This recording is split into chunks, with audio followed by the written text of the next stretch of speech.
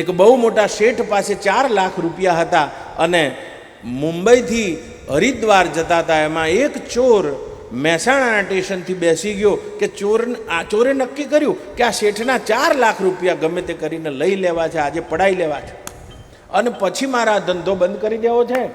પાછો મહેસાણા આવું અને 2 વીઘા જગ્યા રાખું, ખેતી કરું, ચોરીનો ધંધો બંધ કરું. આપણી આ છેલ્લી ચોરી, આ શેઠને લૂંટી લેવા છે. શેઠ પણ દિવાળીના ખાધેલ હતા, 4 લાખ રૂપિયા રોકડા છે અને ચોર એટલો મીઠા બોલો હતો, એના જોડે મિત્રતા કરી, ભાઈબંધી કરી. બંનેની મિત્રતા થઈ ગઈ. હરિદ્વારમાં એક જ ઓરડામાં 2 રોકાયા છે, ધર્મશાળામાં બાજુમાં પથારી થઈ ગઈ અને ચોરે નક્કી કર્યું હતું કે 4 લાખ લઈને રફુચક્કર થઈ જવું. પણ શેઠ એટલા દિવાળીના ખાધેલ અને ડાયા કે શું કરે, રાતના 10 વાગે એટલે એને 5 રૂપિયા આપે અને કહે કે જા નીચેથી ચા લઈ આવે, આપણે 2 પીએ. પેલો ચા લેવા જાય ત્યાં સુધી રૂપિયાને ક્યાંક સંતાડી દે. શેઠ સંતાડી દે અને પછી ચા પીને 2 ઊંઘી જાય. ચોર આખી રાત પૈસા ગોતે પણ પૈસા મળે નહીં કે આ 4 લાખ આ દાદો ક્યાં મૂકીને ઊંઘે છે બાભો. અને રોજ સવારમાં ઉઠે, પાછા એ જ પથારીમાં બેસે અને પાછા 5 રૂપિયા આપે. સવારે 8-7 વાગે જા ચા લઈ આવે અને ચા લઈને આવે એ વખતે સવારે પૈસા ગણતા હોય અને સાંજે સંતાડી દે. 4 દિવસ આવું ચાલ્યું. ચોરને 4 દિવસના ઉજાગરા, પણ રૂપિયા ક્યાં મૂકે છે તે હાથમાં આવ્યું નહીં.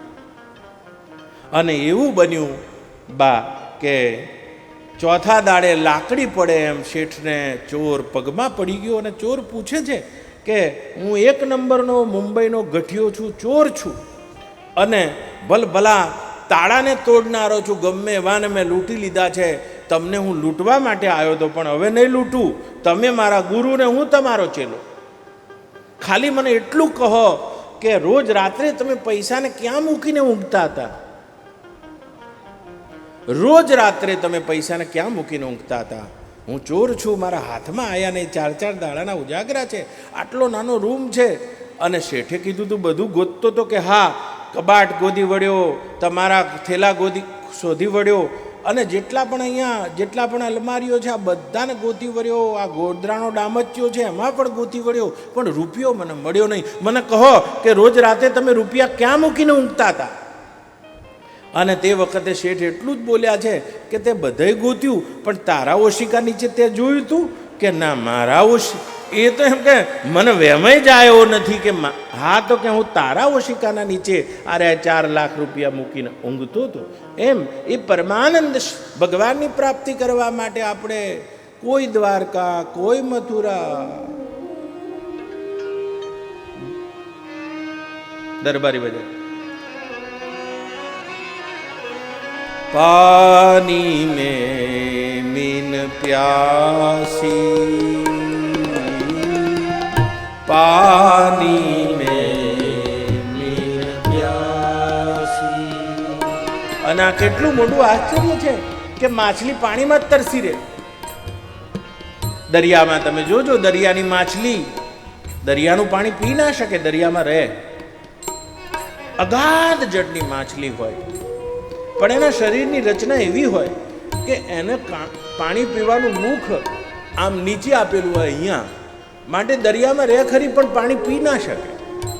એને પીવું હોય તો કિલોમીટરોની યાત્રા કરીને સમુદ્રની કિનારી ઉપર આવવું પડે, સતહ ઉપર આવવું પડે અને પછી આયા પછી આમ ઊંધી થાય, આમ ઉલટી થાય સવારમાં અને તે વખતે 2-3 ટીપા પાણી એના ગળામાં પડી જાય અને પાછી તળિયે જઈને રમે.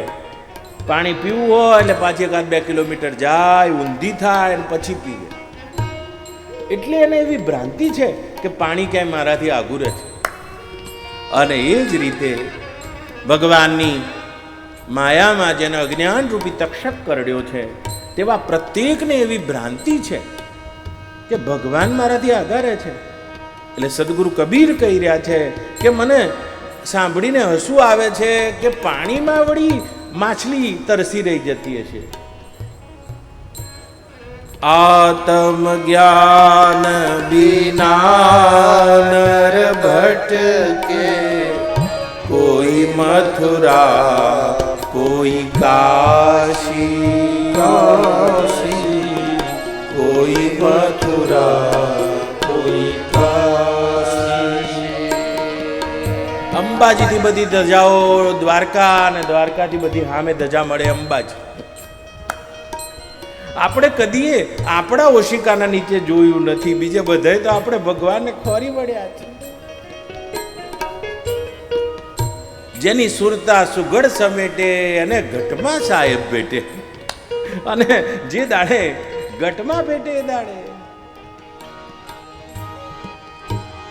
કસ્તુરી મૃગ કી નાભી બસત હૈ, कस्तूरी मृग नाभि बसत है, मृग ढूंढे बन घासी हो मृग ढूंढे बन घासी, साधो पानी में दीन प्यासी, साधो पानी में दीन प्यासी.